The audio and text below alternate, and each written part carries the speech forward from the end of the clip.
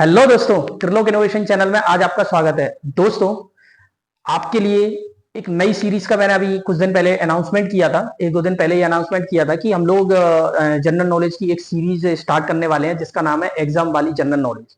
दोस्तों, मैं आपको ये बता देता हूं कि जितने भी मतलब टेक्निकली स्टूडेंट होते हैं, है ना, तो उनको क्या होता है ना कि किसी भी पेपर को निकालने के लिए कुछ वेटेज रखा जाता है। टेक्निकल में कुछ टेक्निकल वेटेज होता है और कुछ नॉन टेक्निकल वेटेज होता है। चाहे आप एसएससी जेई ले लें या आईटीआई का, अगर आप जैसे अभी प्लांट असिस्टेंट का अगर एग्जाम देंगे, आईटीआई टीओ का एग्जाम देंगे, व्यापम सब इंजीनियर का एग्जाम देंगे, आप जितने भी एग्जाम दे रहे हैं ना, उन सारे के सारे एग्जाम में कहीं ना कहीं आपका नॉन टेक्निकल पार्ट भी रोल प्ले करता है और वही आपका सिलेक्शन तय करता है।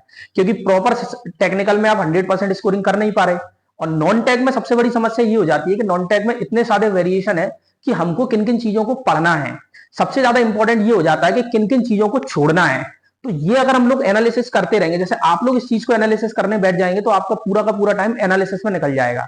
तो ये सारी की सारी समस्याओं को मैंने रेक्टिफाई कर दिया और मैंने आपके लिए एक एग्जाम वाली जनरल नॉलेज एक सीरीज को स्टार्टअप कर रहा हूं जिसमें टॉपिक वाइज स्टडी होगी। टॉपिक वाइज स्टडी का मतलब ये होता है कि पेपर में जिस हिसाब से पूछा जाता है, जैसे मान लो इंडियन पॉलिटी के टॉपिक्स हैं, तो जरूरी नहीं है कि इंडियन पॉलिटी में सारी की सारी चीजें पढ़ी जाएं, क्योंकि वो डिपेंड करता है आप कौन सा एग्जाम दे रहे हैं। अगर आप यूपीएससी का एग्जाम दे रहे हैं तो आपको बहुत ज्यादा डिटेल में पढ़ने की जरूरत है। अगर आप एमपीपीएससी या यूपीपीसीएस का एग्जाम दे रहे हैं तब आपको ज्यादा डिटेल में पढ़ना है। लेकिन जितने भी आप वनडे एग्जाम दे रहे हैं ना, जो टेक्निकल के साथ जो नॉन टेक्निकल का पोर्शन आता है, तो वो सारे के सारे पोर्शन में आपको कितना पढ़ना है, कितना सिलेक्टिव स्टडी करनी है कि जिससे आपका वो पेपर भी निकल जाए और आपको ज्यादा पढ़ना नहीं पड़े। तो इन सारा का सारा सॉल्यूशन मैं इस क्लास के माध्यम से लेने आया हूं। आपको करना कुछ नहीं है, जितने टॉपिक मैं इसमें कराता जाऊंगा, मतलब जितने भी मैं टॉपिक इसमें कराने जा रहा हूं, वो सारे के सारे टॉपिक आपको करना क्या है, एक रजिस्टर बनाना है और उस रजिस्टर में वो सारे के सारे टॉपिक लिखे जाएंगे। इसमें सीक्वेंस में टॉपिक नहीं चलेंगे, जो पेपर में सबसे ज्यादा पूछे जाते हैं, जैसे पॉलिटी से जो इंपॉर्टेंट टॉपिक पूछे जाते हैं हम उनके बना लेंगे। हिस्ट्री में क्या क्या चीजें पूछी जाती हैं, स्टैटिक जीके में क्या क्या पूछी जाती हैं, साइंस में कौन कौन से टॉपिक पूछे जाते हैं। मतलब एक तरीके की हमारी एक मिक्सचर जनरल नॉलेज की कॉपी बनेगी, जैसे कि पेपर में मिक्सचर टाइप में पूछा जाता है। क्योंकि ये होता है ना, जब हम रिवाइज करने जाते हैं तो रिवाइज के टाइम पे हमें किन किन चीजों को रिवाइज करना है। अगर मैं पॉलिटी अकेली लेके बैठ गया तो 3 दिन तो पॉलिटी में निकाल दूंगा, हिस्ट्री लेके बैठ गया तो 4 दिन हिस्ट्री में ही निकल जाएंगे। तो ऐसे तो फिर मैं कभी रिवाइज ही नहीं कर पाऊंगा। तो ये सारी की सारी चीजों से मैंने क्या किया कि इंपॉर्टेंट टॉपिक को मैंने पिक किया और उसको एक सिस्टमेटिक क्लास के थ्रू अरेंज करा के आपको एक कॉपी बनवा दूंगा। तो जब भी आप किसी भी टेक्निकल एग्जाम को देने जाएंगे या वनडे एग्जाम देने जाएंगे, तो आपके पास वो जो नॉन टेक्निकल की जीएस की कॉपी होगी वो 100% काम आएगी। ये बात समझ में आई? क्या ये पॉइंट क्लियर है? चलिए, आज हम इंडियन पॉलिटी का जितने भी इसमें भाग होते हैं, संविधान के जितने भी भाग हैं, इसमें ज्यादा डिटेल में ना जाते हुए हम काम की चीजों का डिस्कशन कर लेंगे। देखिए, संविधान के 22 भाग हैं, इनमें से कोई ना कोई एक क्वेश्चन जरूर पूछा जाता है ना। इन 22 भागों में से कुछ ना कुछ पूछ लिया जाता है। तो या तो हम जाके पूरी पॉलिटी को रिवाइज करें, ऐसा नहीं करना है, हमको काम की चीजें उठा लेनी है और उसकी एक कॉपी बना लेनी है।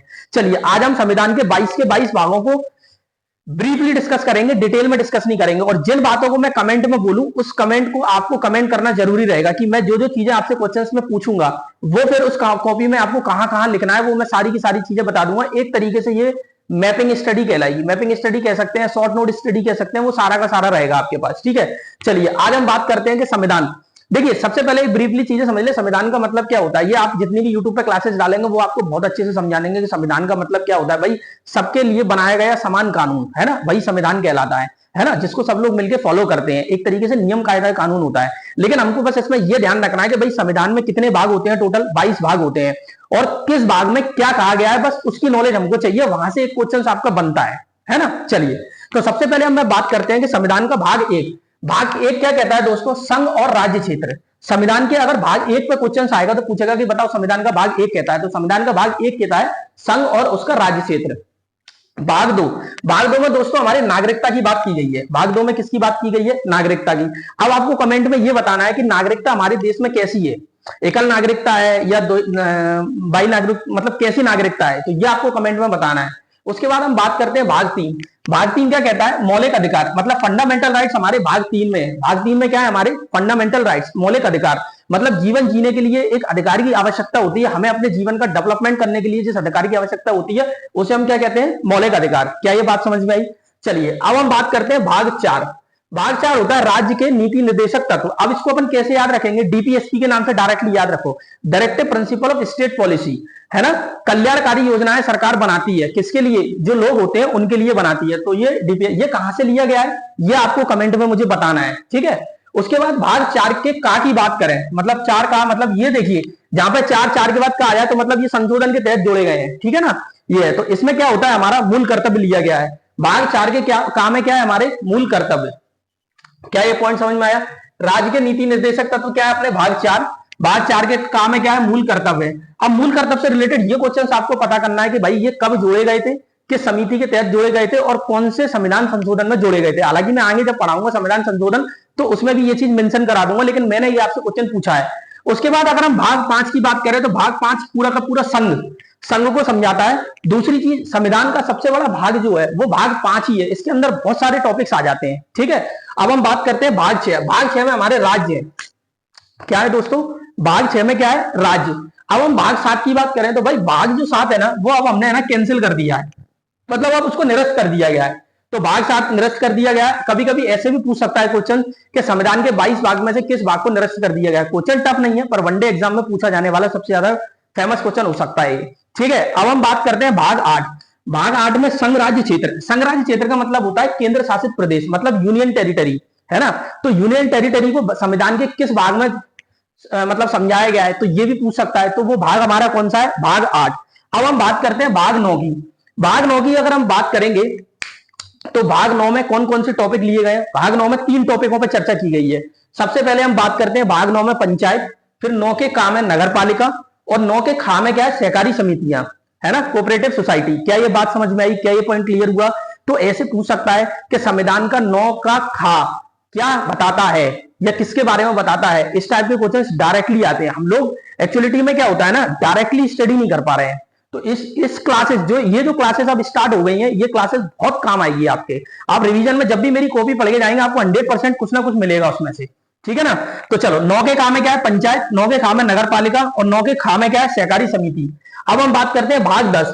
भाग 10 में एससी और एसटी के एरिया, मतलब अनुसूचित जाति और अनुसूचित जनजाति के एरिया को डिफाइन किया गया है। क्या ये बात समझ में आई, ठीक है। अब अपन बात करते हैं भाग 11। भाग 11 में संघ व राज्य के बीच में संबंध, मतलब ऐसे पूछ सकता है कि ऐसा कौन सा संविधान का भाग है जिसमें केंद्र और राज्य के बीच में संबंध को दर्शाया गया है। तो आप कैसे बताएंगे, तो वो है हमारा भाग 11, ठीक है ना।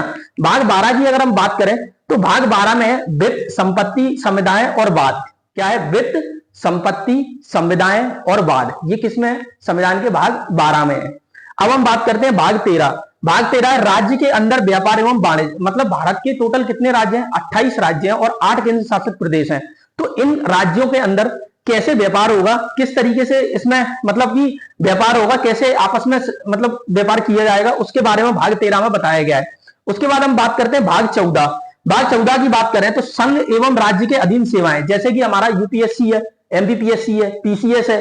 तो ये संघ की है यूपीएससी, और राज्य की कौन सी होती है, पीसीएस।